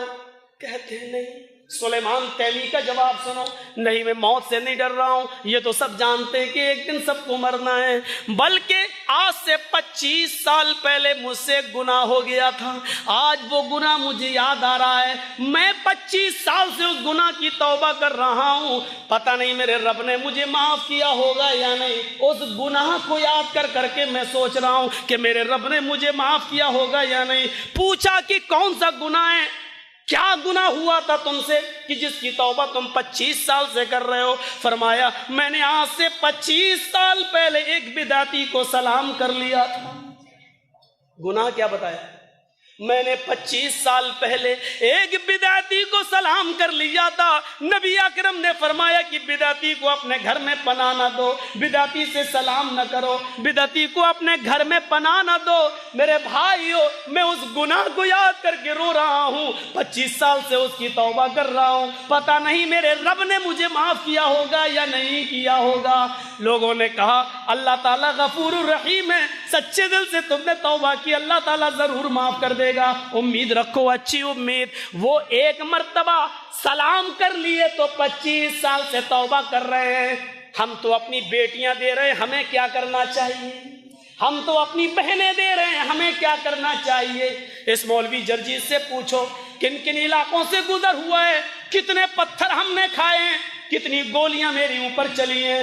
میرے بھائیوں، بغل سے نکلی ہیں، شوٹ کیا گیا ہے، بازوؤں سے نکلی ہے، لوگوں نے مجھے جھوٹے مقدمے میں بھی پھنسانے کی کوشش کی ہے، یہاں تک کہ میرے بھائیوں میرے خلاف ایک لڑکی تک کو خریدا گیا ہے اور اس تک کو بینک بیلنس دے کر میرے خلاف کورٹ میں بیان تک دلوائے گئے ہیں۔ یہ توحید کا راستہ ہے میرے بھائیوں، اس میں آزمائش کی بھٹیوں میں پسنا پڑتا ہے، لیکن ایسا بہت کم ہوتا ہے کہ جو میرے خلاف بیان دی الٹی جیل میں چلی گئی ہو، ایسا بہت کم ہوتا ہے، کیونکہ ثبوت کی عدالت بھی اتنی اندھی نہیں ہوتی ہے، ثبوت مانگتی ہے۔ جب وہ ثبوت پیش نہیں کر سکی اور جن جن تاریخوں میں اس نے بتایا تھا ان تاریخوں میں میرے پروگرام ہر جگہ لگے ہوئے تھے، میں نے اشتہار پیش کر دیے، میں نے ان لوگوں کے نمبر دے دیے جن لوگوں نے میرے پروگرام کرائے تھے، لیکن میں یہ بتانا چاہتا ہوں یہ توحید کی ڈگر ہے، بڑا خطرناک راستہ ہے، اس پر اگر دل و گردہ مضبوط ہو تبھی چلیے، ورنہ توبہ بھلی ہے۔ میرے بھائیوں، بہت بہت بڑی مصیبتیں آتی ہیں، ہم 8 دن جیلوں میں رہے ہیں، میرے پیارے ساتھیوں اسی توحید کے لیے گئے ہیں، لیکن اللہ کا شکر ہے بہت سی جگہوں سے مجھے بلانے سے جماعت کے لوگوں نے منع بھی کر دیا کہ اس کو مت بلاؤ، ایسے حالات پیدا ہو جائیں گے، لیکن اللہ تیرا شکر ہے کہ میں فخر سے کہہ سکتا ہوں جیل میں گیا ہوں 8 دن کے لیے گیا ہوں, 10 دن کے لیے گیا ہوں, 20 مرتبہ گیا ہوں, لیکن گیا ہوں تو تیری توحید کے لیے گیا ہوں. کوئی جوئے میں نہیں گیا, شراب میں نہیں گیا, چوری میں نہیں گیا, گیا تو قولوا لا الہ الا اللہ یہ آواز بلند کرنے میں گیا ہوں. اور مجھے اپنے جیل میں جانے پر کوئی, میرے بھائیوں ہمیں کوئی دکھ نہیں ہوتا ہے اور کوئی تکلیف نہیں ہوتی ہے. کچھ مقدمے تو ایسے ہیں جو ابھی تک چل رہے ہیں میرے اوپر. میرے پیارے ساتھیوں, یہ توحید کا راستہ ہے, اس پہ وہی چلے جو جس کا کلیجہ مضبوط ہو, جس کا دل مضبوط ہو. بہت سے ایسے لوگ ملیں گے, چپ تجھے کیا مطلب. ایک نے کہا مولوی صاحب آپ بولتے کیوں ہیں اتنے خطرناک. میں نے کہا خطرناک کہاں بولتا ہوں. کہا کہ آپ اصلاحی باتیں بولیے نا, صرف اصلاح, قرآن حدیث بولیے, آپ کو کیا ضرورت ہے. میں نے کہا وہی تو بولتا ہوں, اصلاحی تو کرتا ہوں. ہمارا معاشرہ شرک میں مبتلا ہے, ہم توحید کا پیغام دیتے ہیں, اصلاح نہیں ہے. نہیں, ایسی بات کہیے جو کسی کو بری نہ لگے. میں نے کہا ٹھیک ہے شراب پیو. کیا مطلب. میں نے کہا بھائی اگر شراب کے خلاف بولوں گا تو شرابیوں کو برا لگے گا, جوئے کے اوپر بولوں گا جواریوں کو برا لگے گا, زنا کے خلاف بولوں گا زناکاروں کو برا لگے گا, بے نمازی کے خلاف بولوں گا تو بے نمازیوں کو, نماز کے اوپر بولوں گا بے نمازیوں کو برا لگے گا. کیا سناؤں لیلا مجنوں کی کہانی. پھر رہ گیا شریعت کے اندر. عجیب داستان ہے, عجیب واقعات لوگ لے کر. مولوی صاحب ہاں آپ یہ کہہ سکتے ہو مولوی صاحب آپ توحید پیش کریے, اس انداز سے کیجیے جو کسی کو برا نہ لگے, ٹھیک. لیکن یہاں تو لا الہ الا اللہ ہی برا لگ رہا ہے, تو کوئی اس سے زیادہ تہذیب کا جملہ کیا ہو سکتا ہے. کوئی صفا پر چڑھ کر, اللہ کے نبی نے اتنا ہی تو کہا تھا قولوا لا الہ الا اللہ, کون سی بدتمیزی کی تھی, اور وہ بھی نبی اکرم. لیکن کیا جواب ملا, سارا مجمع خاموش. ابو لہب جو نبی کا چچا تھا کہنے لگا تبا لگا یا محمد الہذا جماعتنا, اتر, اسی لیے جمع کیا تو نے, برباد ہو جا تو. نبی نے بدتمیزی کی تھی کیا, نعوذ باللہ. نہیں میرے بھائیوں, کوئی بدتمیزی نہیں. صرف لا الہ الا اللہ کی دعوت دو گے تو روڑا آپ کے گھر سے پہلے اٹھے گا, رکاوٹ آپ کے گھر سے پہلے ہوگی. یہ سمجھ لو, یہ سمجھ لو. اگر آپ اپنے گھر والوں کی دشمنی مول لے سکتے ہیں تو لیجئے. توحید وہ مشن ہے جو سب سے پہلے آپ کے گھر والوں کو آپ کا دشمن بناتا ہے. آپ کا باپ آپ سے دشمنی کرے گا, ہو سکتا ہے گھر سے بھی نکال دے. آپ کی ماں آپ سے دشمنی کرے گی. اور کبھی کچھ لڑکے توحید اپنانا تو چاہتے ہیں, لیکن سوچتے ہیں کہ اگر میں توحید اپنا لیا تو میری بہن کی شادی نہیں ہوگی, میری بیٹی کی شادی نہیں ہوگی. کچھ اس لیے بیچارے نہیں اپناتے, لیکن ان کو یہ نہیں معلوم کہ اللہ اگر ایک راستہ بند کرتا ہے تو 100 راستے کھول دیتا ہے. ان کو یہ نہیں معلوم, رب پر توکل نہیں ہے, رب پر بھروسہ نہیں ہے. میرے بھائیوں, یہ جنت میں جانے کا راستہ میں نے ایک اور بتایا تھا کہ با وضو رہنا, اور جب بھی وضو ٹوٹے وضو بنا لینا, اور وضو کے بعد نوافل کا اہتمام کرنا, یہ جنت میں جانے کا راستہ ہے. آئیے میرے بھائیوں, میں نے ایک دو راستے اور بتاتا ہوں, ایک راستہ اور آپ کے سامنے رکھتا ہوں, لیکن وہ اچھے راستے ہیں, اور ایسا راستہ بتاتا ہوں جس میں آنکھوں میں آنسو بھی میرے بھائیوں کبھی کبھی آ جاتے. ہم لوگ نہیں روک پاتے ہیں اپنے آنکھوں سے آنسو, لیکن جنت میں جانے کا راستہ ہے. ایک صحابی آئے, صحابی سنتے ہی لگتا ہے کہ کیا. اور امام شافعی نے اپنی کتاب العلوم کے اندر لکھا ہے, جب میں کسی اہل حدیث کو دیکھتا ہوں تو ایسا لگتا ہے جیسے میں کسی صحابی کو دیکھ رہا ہوں. کتاب العلوم کے اندر امام شافعی نے لکھا ہے. یہ چلا رہے ہیں بیچارے اہل حدیث تو انگریزوں کی ایجنٹ ہیں, یہ انگریزوں کے دور کی پیداوار ہے. امام شافعی نے لکھا ہے کتاب العلوم کے اندر, جب میں کسی اہل حدیث کو دیکھتا ہوں, پتہ چلا کہ اہل حدیث امام شافعی کے دور میں بھی تھے. اور میں نے الہ آباد میں تقریر کی تھی, الہ آباد یو پی میں. میں نے کہا تم جس پیر کو سب سے زیادہ مانتے ہو وہ اہل حدیث تھا, عبد القادر جیلانی. پڑھیے غنیت الطالبین, سینے پر نیت باندھتے تھے. پڑھیے ان کی کتاب, سورہ فاتحہ پڑھتے تھے. پڑھیے ان کی کتاب, جنازے کی نماز میں بھی وہ سورہ فاتحہ پڑھتے تھے. پڑھیے ان کی کتاب, وہ رفع الیدین کرتے تھے. پڑھیے ان کی کتاب, وہ زور سے آمین بولتے تھے. یہ ساری خصوصیات ہیں عبد القادر جیلانی کی, وہ اہل حدیث تھے. کہنے لگا نہیں وہ شافعی تھے. الہ آباد کا مولوی بولا وہ شافعی تھے اور امام شافعی زور سے آمین بولتے تھے، تو کسی کی تقلید کرنا تو ضروری ہے، وہ امام شافعی کی تقلید کرتے تھے۔ میں نے کہا چل اسی پر فیصلہ کر لے، تیرا پیر امام شافعی کی تقلید کر رہا ہے، تو ابو حنیفہ کی کیوں کر رہا ہے؟ اس کا مطلب تیرے پیر نے وہ راستہ جو اپنایا تھا وہ غلط تھا، یا جس کو امام مانا وہ غلط تھا، تم صحیح مان رہے ہو، ورنہ جو پیر کرے وہی تم کرو۔ تمہارا پیر رفع الیدین کر رہا ہے، تم کیوں نہیں کر رہے ہو؟ تمہارا پیر زور سے آمین بول رہا ہے، تم کیوں نہیں بول رہے ہو؟ تمہارا پیر سورہ فاتحہ پڑھ رہا ہے، تم کیوں نہیں پڑھ رہے ہو؟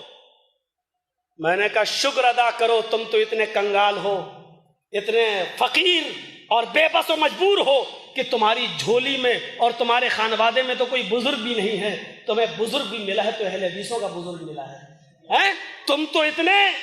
تم اتنے لاچار و بے بس ہو، اتنے بے بس۔ جانتے ہو غنیۃ الطالبین میں کیا لکھا ہے؟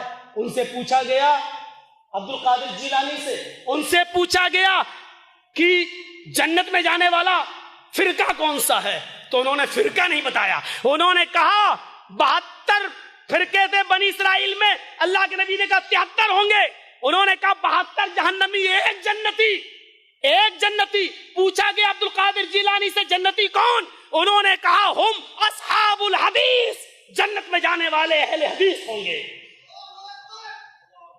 کیا کہا تھا انہوں نے؟ اہل حدیث ہوں گے۔ اب ان سے پوچھا گیا اچھا یہ بتاؤ بدعتی کی پہچان کیا ہے؟ انہوں نے کہا بدعتیوں کی بہت پہچان ہے، بدعتی کی بہت پہچان ہے۔ تو کہا کہ ایک پہچان بتا دو۔ انہوں نے کہا بدعتی کی سب سے بڑی پہچان یہ ہوگی کہ وہ اہل حدیث کو دیکھ کر جلتا ہوگا۔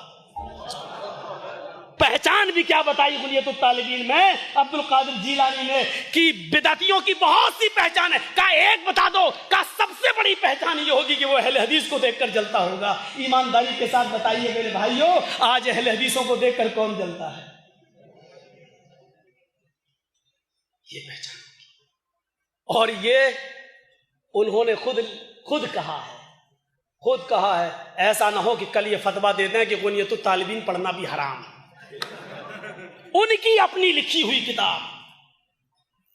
صحابی آئے، صحابی کہا اللہ کے رسول اذا صلیت الصلوات الخمس، اذا صلیت الصلوات المکتوبات، جب میں فرض نمازیں پڑھ لوں، وَصُمْتُ رمضان، رمضان کے پورے مہینے کے روزے رکھ لوں، وَأَحْلَلْتُ الْحَلَالِ، اور اللہ نے جو چیزیں حلال کی ہیں ان کو میں حلال جانوں، وحرمت الحرام، اور اللہ نے جو چیزیں حرام کی اس کو میں اپنے اوپر حرام کر لوں، ادخل الجنہ، تو کیا میں جنت میں چلا جاؤں گا؟ اللہ کے نبی فرماتے نعم، ہاں تم جنت میں چلے جاؤ گے۔ 5 وقت کا نمازی اور روزے رمضان کے پورے مہینے کے پابندی کے ساتھ، اور حلال چیز کو استعمال کرنا اور حرام کردہ چیزوں سے رک جانا، یہ جنت میں جانے کا ایک راستہ ہے جو امام کائنات نے جناب محمد رسول اللہ نے بیان فرمایا ہے۔ آئیے جنت میں جانے کا ایک راستہ بتاؤں۔ ایک عورت آتی ہے، مسلم شریف کی روایت ہے، کہتی ہے اللہ کے نبی مجھے مرگی کا دورہ پڑتا ہے۔ مرگی، کھڑے کھڑے ایک دم اچانک ہاتھ پیر کانپنے لگتے، گر جاتے۔ کہ اللہ کے نبی مجھے مرگی کا دورہ پڑتا ہے اور خطرناک دورہ پڑتا ہے، جب میں زمین پر گر جاتی ہوں تو میں برہنہ ہو جاتی ہوں، میرا سطر کھل جاتا ہے، میرے لیے اللہ سے دعا کیجئے کہ اللہ میری بیماری ٹھیک کر دے۔ آپ نے فرمایا اے عورت، اے خاتون، میرے پاس تیرے لیے 2 آپشن ہیں۔ پہلا آپشن تو یہ ہے کہ میں تیرے لیے دعا کروں اور تو ٹھیک ہو جائے، دعا کروں گا تو ٹھیک ہو جائے گی، لیکن گارنٹی نہیں ہے کچھ کہ تو جنت میں جائے گی یا نہیں۔ اور دوسرا آپشن یہ کہ تو اسی بیماری میں پڑی رہے اور صبر کر، اسی بیماری میں پڑی رہے اور صبر کر، تیرے لیے جنت ہے۔ اب بتا ان دونوں میں سے میں کیا کروں؟ تو صبر کرتی ہے اس بیماری میں یا دعا کروں؟ میں دعا کروں گا ٹھیک ہو جائے گی۔ صحابیہ تھی، صحابیہ، اس نے کیا کہا؟ ہم اور آپ کہہ سکتے ہیں مولوی صاحب جمعے کے بعد دعا کرا دیجئے، میرے باپ کی طبیعت خراب ہے۔ میں ناجائز نہیں کر رہا ہوں، میں کل کہہ دو مولوی صاحب ناجائز کہہ گئے، کرا سکتے ہو۔ لیکن ہم اور آپ دعا کرا سکتے ہیں. جب نبی نے اس کے سامنے یہ آپشن رکھے, کہنے لگی نہیں مجھے ٹھیک نہیں ہونا ہے. اے اللہ کے رسول, اگر آپ ٹھیک ہو رہے تو جنت کی گارنٹی نہیں, اور اس بیماری میں صبر کر رہی ہوں تو میرے لیے جنت ہے. اے اللہ کے نبی, مجھے جنت چاہیے, جنت چاہیے. میں اس بیماری میں پڑی رہنا چاہتی ہوں اور صبر کروں گی, لیکن اتنی دعا تو کر دیجیے اللہ سے, جب میں زمین پر گروں تو میں ننگی نہ ہوا کروں, برہنہ نہ ہوا کروں, میرا ستر چھپا رہے, میری شرمگاہ نہ کھلے. اللہ کے نبی نے فرمایا ہاں یہ دعا کر دوں گا. میرے بھائیوں, اس دن کی تاریخ سے اس عورت کو مرگی کے دورے تو آئے لیکن برہنہ نہیں ہوئی, اور اسی بیماری میں وہ صبر کرتی رہی, یہاں تک کہ اسی بیماری میں اس کا انتقال ہوا. تو بیماری پر صبر کرنا اور بیماری کو بد دعا نہ دینا, یہ بھی جنت میں جانے کا, جنت میں جانے کا ایک راستہ ہے. اور اب ایک راستہ میں تمہیں جو بتانے جا رہا ہوں اس کو غور سے سنیے. فرمایا اللہ کے نبی نے من یسمن لی بین لحییہ, جو اپنے دونوں داڑھ کے درمیان یعنی زبان کی ضمانت مجھے دے, وبین رجلیہ, اور اپنے دونوں پیروں کے بیچ کی یعنی شرمگاہ کی ضمانت مجھے دے. یعنی زبان کو غلط چیزوں میں اور غلط بولنے میں استعمال نہیں کرے گا, اور شرمگاہ کو غلط جگہ استعمال نہیں کرے گا. ازمن لہ الجنہ, میں اس کو جنت کی ضمانت دیتا ہوں, میں اس کو جنت کی گارنٹی دیتا ہوں. یہ بھی ایک راستہ جنت کا ہے. آدمی اپنی زبان سے اچھے جملے بولے, کسی کی غیبت چغلی نہ کرے, اور اپنی شرمگاہ کو غلط جگہ پر استعمال نہ کرے. اللہ کے نبی کہتے ہیں وہ مجھے ان دو چیزوں کی ضمانت دے دے, میں اس کو جنت کی ضمانت دے رہا ہوں, جنت کی گارنٹی. ایک اور راستہ فرمایا, صحابہ بیٹھے ہیں ارد گرد, نبی اکرم الگ, ایک سب مجمع میں, اچھا بتاؤ ایسے, اچھا بتاؤ. ابو ہریرہ اس حدیث کے راوی ہیں, من اصبح منکم الیوم مریض, من اصبح منکم الیوم صائما, آج کس نے روزہ رکھا نفلی, آج کون روزے سے ہے. اتنے بڑے مجمع میں ایک صحابی اٹھے, کیا نام ہے, ابو بکر. کہا اللہ کے رسول انا, میں. آپ نے کہا بیٹھ جاؤ. من اطعم منکم الیوم مسکینا, اب یہ بتاؤ اتنے بڑے مجمع میں آج کسی مسکین کو کھانا کس نے کھلایا. پھر ابو بکر اٹھے کہ اللہ کے رسول میں نے. اچھا بیٹھ جاؤ, روزہ بھی تم ہو, کھانا بھی تم نے کھلایا, بیٹھ جاؤ. من تبع منکم الیوم جنازۃ, اتنے بڑے مجمع میں بتاؤ آج کوئی کسی جنازے کے پیچھے کون گیا, یعنی قبرستان تک گیا ہو, مٹی تک دی ہو, کون ہے جو کسی میت کو قبرستان تک لے گیا ہو, دفن کیا ہو. ابو بکر صدیق اٹھے کہ اللہ کے رسول میں. آپ نے کہا کوئی اور نہیں, صرف ابو بکر, بیٹھ جاؤ. آپ نے آخری سوال کیا, من عاد منکم الیوم مریضا, یہ بتاؤ کسی مریض کی عیادت آج کس نے کی. پھر حضرت ابو بکر صدیق اٹھے, فقال ابو بکر انا یا رسول اللہ, اے اللہ کے رسول میں نے. آپ نے کہا بیٹھ جاؤ. اب آپ کھڑے ہوئے اور آپ نے فرمایا جس شخص کے اندر یہ چار خوبیاں جمع ہو جائیں, جس شخص کے اندر یہ چاروں اچھائیاں جمع ہو جائیں, ایسے شخص کو جنت میں جانے سے کوئی نہیں روک سکتا ہے, ایسے شخص کو جنت میں جانے سے کوئی نہیں روک سکتا ہے. میرے بھائیوں, یہ بھی جنت میں جانے کا راستہ ہے. ہم ان راستوں کو معمولی سمجھ رہے ہیں, اللہ کے نبی فرما رہے ہیں ایسے شخص کو جنت میں جانے سے کوئی نہیں روک رہا ہے. ایک دردناک منظر پیش کرتا ہوں. مسجد میں مال غنیمت آئی, اللہ کے نبی نے دینا شروع کر دیا. حضرت عائشہ نے کہا اے اللہ کے رسول اس میں تو آپ کا بھی حق ہے. فرمایا ہاں. عائشہ چولہا سنبھال لو, آج ہمارے گھر میں بھی کھانا بنے گا.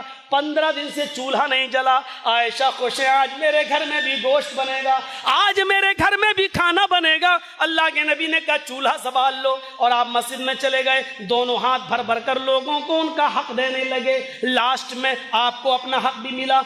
2 تھیلے بھرے ہوئے تھے, آپ نے اس ہاتھ سے یہ تھیلا اٹھایا, دوسرے ہاتھ سے دوسرا تھیلا اٹھایا. آپ اپنا حصہ لے کر اپنے گھر کی طرف جانے لگے. راستے میں 2 یتیم بچوں نے آپ کا راستہ روک لیا. ایک نے یہ ہاتھ پکڑ لیا, دوسرے نے دوسرا ہاتھ پکڑ لیا. ادھر دیکھا عمر 7 سال، ادھر دیکھا عمر 9 سال، ادھر دیکھا کہنے لگا اللہ کے نبی میرا باپ نہیں ہے، دوسری طرف نظر ڈالی اللہ کے نبی میری ماں مجھے چھوڑ کے چلی گئی ہے، ادھر نظر ڈالا کہا اللہ کے نبی میرے گھر میں 5 دن سے چولہا نہیں جلا، دوسری طرف نظر ڈالا کہا اللہ کے نبی میرے گھر میں 7 دن سے چولہا نہیں جلا۔ نبی اکرم کی ہاتھوں کی گرفت ڈھیلی پڑ گئی، آپ نے یہ تھیلا اس بچے کو دے دیا، دوسرا تھیلا دوسرے بچے کو دیا، دونوں بچے یتیم اپنے اپنے تھیلے لے کے جانے لگے، اور اللہ کے نبی ان کو دیر تک دیکھتے رہے، آنکھوں میں آنسو ہیں، دیکھتے رہے جب تک یہ دونوں یتیم بچے نبی اکرم کی نگاہوں سے اوجھل نہیں ہو گئے، تب تک آپ ان کو ٹکٹکی لگائے دیکھتے رہے۔ اس کے بعد جب وہ نظروں سے چھپ گئے، آپ نے دروازے کو دستک دی، حضرت عائشہ نے خوشی خوشی دروازہ کھولا، آپ نے السلام علیکم کہا اور اندر داخل ہو گئے۔ حضرت عائشہ نے جواب دیا وعلیکم السلام، لیکن دیکھا دونوں ہاتھ خالی ہیں۔ سوال کیا اللہ کے نبی آپ تو چولہا سنبھالنے کے لیے کہہ کر چلے گئے، میں نے چولہا سنبھال لیا، آپ تو خالی ہاتھ گئے تھے اور خالی ہاتھ واپس آ گئے، آپ کا حصہ کیا ہوا؟ آپ کا حصہ کیا ہوا؟ فرمایا عائشہ 2 یتیم بچے مجھے راستے میں مل گئے، ایک کی عمر 7 سال، ایک کی عمر 9 سال، ایک کا باپ نہیں تھا، ایک کی ماں نہیں تھی، ایک کے گھر میں 5 دن سے فاقہ تھا، دوسرے کے گھر میں 7 دن سے فاقہ تھا۔ عائشہ میں نے اپنے دونوں تھیلے دونوں بچوں کو دے دیے۔ اللہ کے نبی میرے سرتاج میں نے کہا یہ غلط کیا، اچھا کیا، لیکن چولہا سنبھالنے کا آرڈر مجھے دے گئے تو کم سے کم دونوں تھیلوں میں سے 2 مٹھی نکال لیتے، آج میرے گھر میں بھی کچھ پک جاتا، 2-4 روٹیاں میں بھی بنا لیتی، آج کم سے کم پیٹ بھر جاتا۔ آپ اتنا تو نکال سکتے تھے، 2-2 3-3 مٹھی آٹا نکالنے میں کیا تھا، آپ بقیہ دے دیتے، لیکن آج کا تو نکال لیتے۔ اب منظر دیکھیے، فرمایا عائشہ میں نے سوچا کہ نکال لوں، لیکن پھر میں نے سوچا نہیں میں سارا کا سارا دے دوں۔ عائشہ یتیمی میں نے دیکھی ہے تم نے نہیں، عائشہ یتیمی کا درد میں نے سہا ہے تم نے نہیں، تمہارے تو باپ ابو بکر آج بھی زندہ ہیں، تمہاری تو ماں آج بھی زندہ ہیں، مجھ سے پوچھو یتیمی کیا ہوتی ہے۔ عائشہ جب میں اپنی ماں کے پیٹ میں تھا 7 مہینے کا حمل تھا میری ماں کا، آمینہ کے پیٹ میں جب میں 7 مہینے کا ہوا، ابھی 2 مہینے باقی تھے میرے دنیا میں آنے کے لیے کہ میرا باپ مجھے الوداع کہہ کے چلا گیا۔ اس دنیا میں میں نے آنکھیں کھولی تو باپ کا چہرہ نہیں دیکھا۔ عائشہ میں 6 سال کا ہوا، میری ماں مجھے میرے نانا نانی کے گھر لے گئی، میرے ماموں کے گھر لے گئی۔ 1 مہینہ مدینے میں رہنے کے بعد جب لوٹ کے آ رہے تھے اور میری ماں انگلی پکڑ کے مجھے لے کے چل رہی تھی، راستے میں مقام ابوا پڑا، مجھ سے کہنے لگی چلو میں تمہارے باپ کی قبر دکھاؤں۔ 6 سال کی عمر میں نے پہلی مرتبہ اپنے باپ کی قبر کو دیکھا۔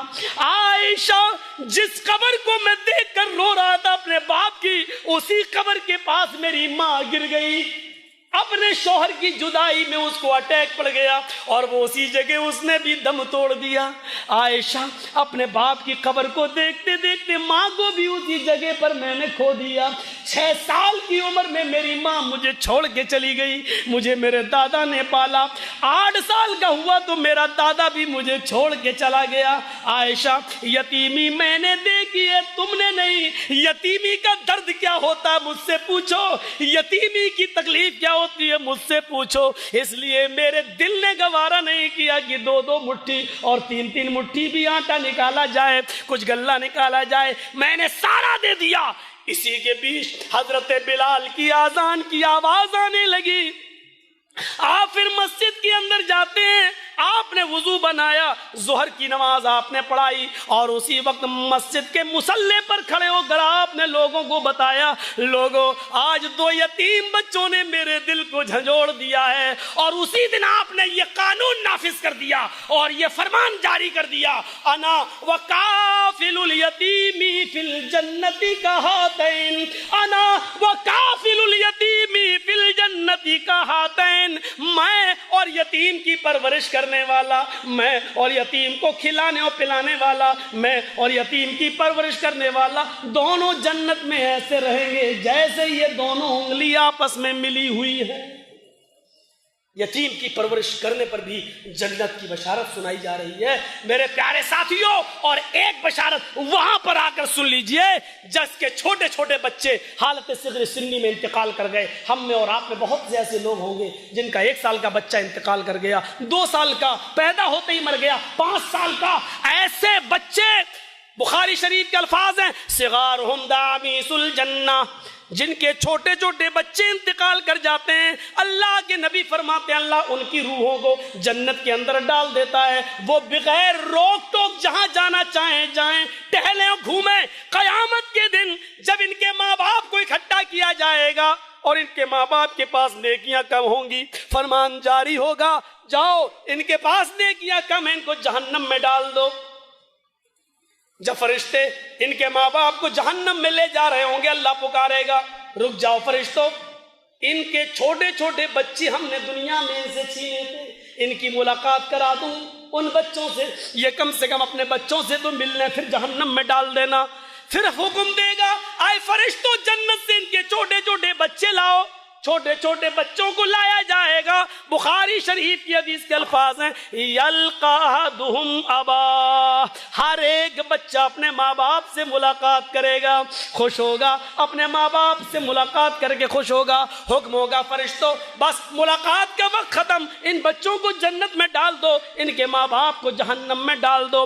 جیسے ہی بچے اپنے ماں باپ کے بارے میں یہ سنیں گے کہ اللہ کا حکم ہے ان کو جہنم میں ڈال دو، فَيَأْخُذُ بِنَاحِيَةِ ثَوْبِهِ، وہ چھوٹے چھوٹے بچے اپنے باپ کے دامن کو پکڑ لیں گے، اپنے باپ کے کپڑے کے کونے کو پکڑ لیں گے، فَلَمْ يُفَارِقْهَا، پھر وہ اس کو نہیں چھوڑیں گے، کہیں گے اللہ یہ تیرا کیسا انصاف ہے، دنیا میں بھی تو نے مجھے میرے ماں باپ کی محبت سے دور رکھا اور آخرت میں بھی تو مجھے میری ماں باپ کی محبت سے دور کر رہا ہے۔ اے اللہ جب آخرت میں بھی مجھے میرے ماں باپ نہیں دینا تھے تو دنیا میں تو نے مجھے کیوں چھینا؟ مجھے میرے ماں باپ کی محبت نہیں ملی، اے اللہ دنیا میں بہت سے بچوں کو ان کے ماں باپ کی محبت ملی تھی، مجھے نہیں، آخرت میں مجھے میرے ماں باپ کی محبت عطا فرما دے۔ اللہ کا دریائے رحمت جوش میں آئے گا، فرمائے گا آئے فرشتوں میں نے معصوم بچوں کی دعائیں سن لی، ان کی آرزوؤں کو سن لیا، یہ بچے ٹھیک ہی کہہ رہے ہیں، جاؤ آئے فرشتوں میں نے ان ماں باپ کو بھی ان کے ماں باپ کو بخش دیا ہے، ان بچوں کے ساتھ ان کے ماں باپ کو بھی جنت کے اندر داخل کر دو۔ تو جو لوگ جن کے بچے اللہ چھین لیتا ہے، اگر انہوں نے اپنے بچوں کے انتقال پر صبر کیا ہے، انا للہ پڑھا ہے، جاہلیت کے نعرے نہیں لگائے ہیں اور اللہ کے اس فیصلے کو انہوں نے برا فیصلہ نہیں سمجھا ہے، تو ایسے لوگوں کو بھی اللہ تعالیٰ ان کے بچوں کے ساتھ جنت کے اندر داخل کر دے گا۔